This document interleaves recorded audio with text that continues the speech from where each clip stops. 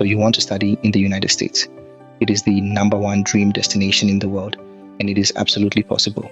But America has its own paperwork, and if you get one document wrong, you can lose your place, or worse, get refused at the visa window. So in this video, I am going to walk you through every single document you need to study in the USA, in the exact order you need them, step by step. This is a full guide just for America. You will gather your academic records, sit the right English test, write the documents that actually win admission, your statement of purpose, your CV, your recommendation letters, and then we will handle the part that scares everyone, proving your money, getting your form I-20, paying the SEVIS fee, and passing your F-1 visa interview. By the end, you will have a clear checklist and know exactly what to do first.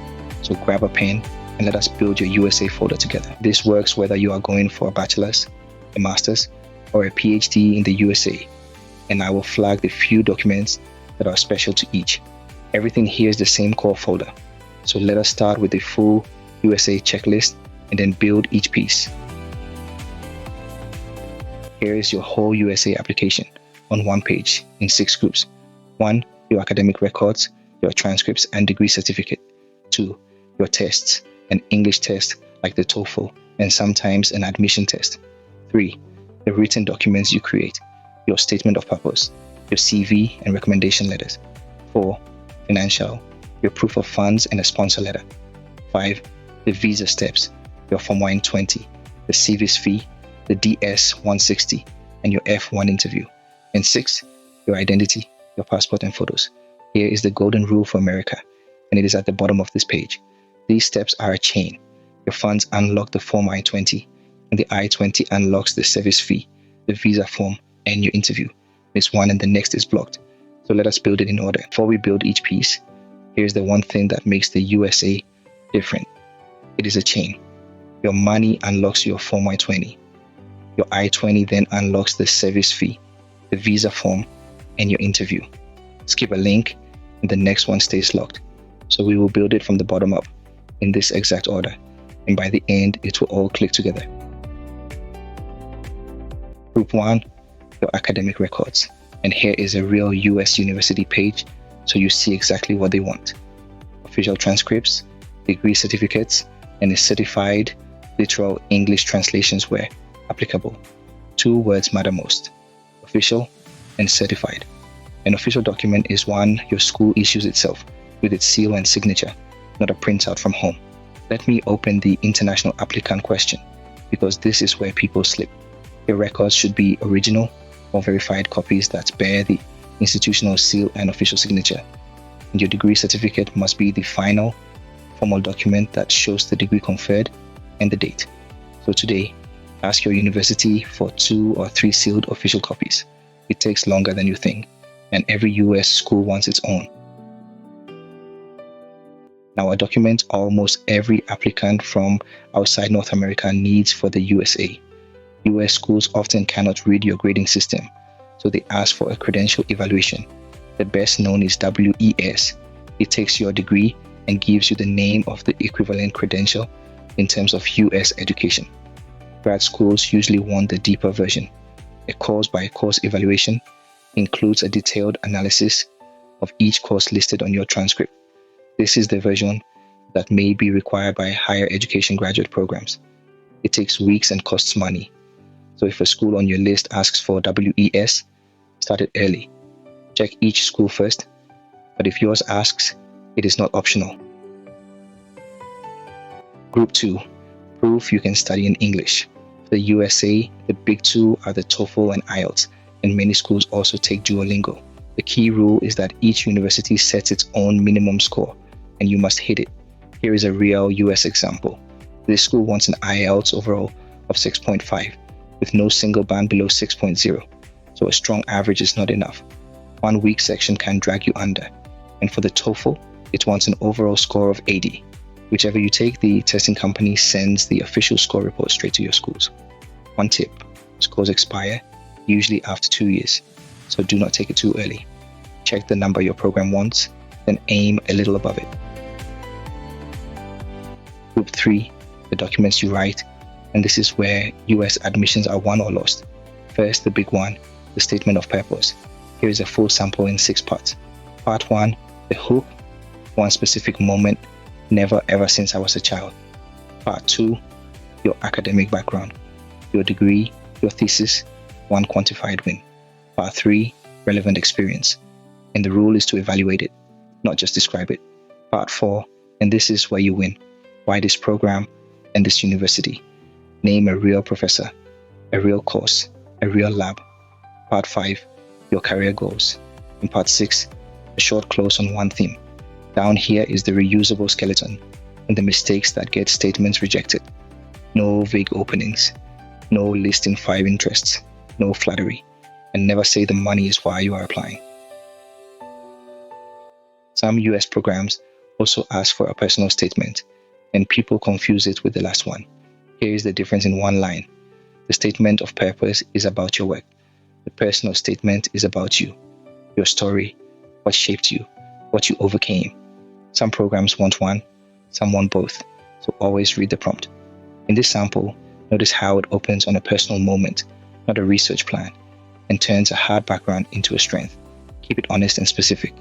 This is the document where the committee meets the human being behind the grades. Next, your CV. Notice how this US style sample is built. Your name and contact at the top, and importantly, no photo, no age, no marital status. That is the US standard. Education first, because you are a student with your expected graduation date, thesis, and advisor. Then research experience. And here is the whole secret. Every bullet is a verb plus a project plus a number. Analyzed 1,200 records. Cut reporting time by 90%. Not responsible for data. Then publications, skills, and awards, where you add how selective the award was. Keep it to 1 or 2 pages. Pause. The next part, proving your money and getting your visa, is where most people get stuck. So stay with me. And if this USA guide is helping, tap subscribe. I post a new fully funded scholarship every single week. Right? Back to it. Last written document, recommendation letters. US schools usually want 2 or 3, and you do not write them, but you control how good they are. Look at what makes this sample strong. It opens with exactly who the referee is and how they know you. Then the most important part, evidence, a specific story where you solved a problem. Then a ranking, top 2% in 5 years. And here is the secret. A busy professor writes a generic letter unless you make the specific one easy. So brief your referee. Hand them your CV, your transcript, your draft statement, the deadlines, and the points to mention. Ask at least 6 weeks early. And in the US portal, when it asks whether you waive your right to read the letter, waiving it makes the letter read as more honest. Now group 4, the money, and this is the heart of the USA process. Before a US school can send you your Form I-20, it must prove you can pay. This is the official Homeland Security page, and it says it plainly. Designated school officials must collect evidence of the student financial ability before issuing a Form I-20. So what counts as evidence? The page listed: family bank statements, documentation from a sponsor, scholarship letters, a letter from an employer showing annual salary. One critical rule for America: the money must be liquid, real cash in a bank, not property, not shares, not a retirement fund. And it must cover 1 full year of tuition and living costs. Show this, and the school issues your I-20. That single form is the key to everything that follows. One honest note on how much. There is no single national number. Each school works out its own cost of attendance. That is tuition plus living expenses for 1 year, and that exact figure is printed on your I-20. So do not guess. Match the number your school gives you. If a parent or relative is paying, you need a sponsor letter. And in the USA, the official form is the I-134. Here is how it should look. 1. It states the relationship. I am the father of this applicant. 2. It commits fully. I will cover all of it. 3. It names the exact amount, matching the figure on your I-20. 4. It points to an official bank statement attached as proof. And 5. It is signed. Now look at what that bank statement must show. Liquid cash only, in a savings or current account. Official and stamped, never a screenshot. Recent and enough for 1 full year. Down here are the exact reasons these get refused. low balance, funds locked in property, relationship never stated, or a screenshot instead of a real statement. Fix these before you submit. Once your school issues that Form I-20, your next step is the SEVIS fee, and here is the official government page with the amount. For F-1 students, the I-901 SEVIS fee is $350. It is mandatory and you pay it before your visa interview. And notice this line: the SEVIS fee is separate from visa fees and school administration fees, so this is its own payment on top of the visa fee. Keep the receipt because you bring it to your interview. This amount is set by the government and can change, so always confirm it on this page before you pay.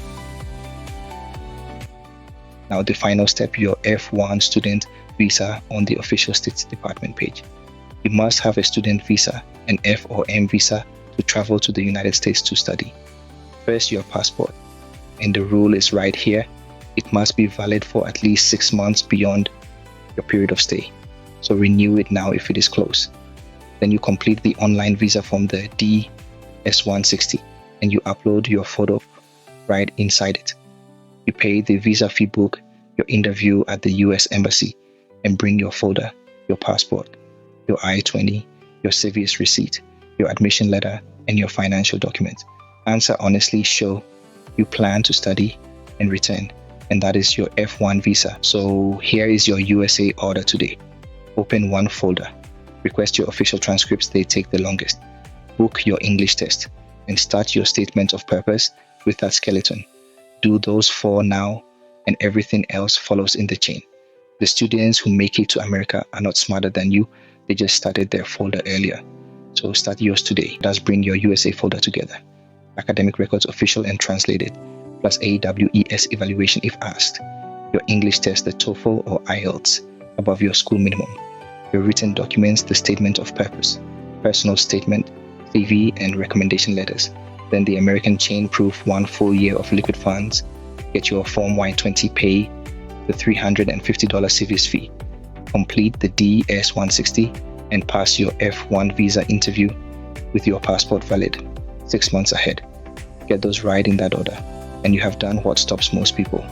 Remember, liquid funds, official documents, and start early, because this takes months, not days. Every official page I showed is linked in the description. This was the USA. Tell me in the comments which country I should break down next, and subscribe so you never miss it, plus a new fully funded scholarship every week. Your American degree starts with one folder, so go and start it today. I will see you in the next one.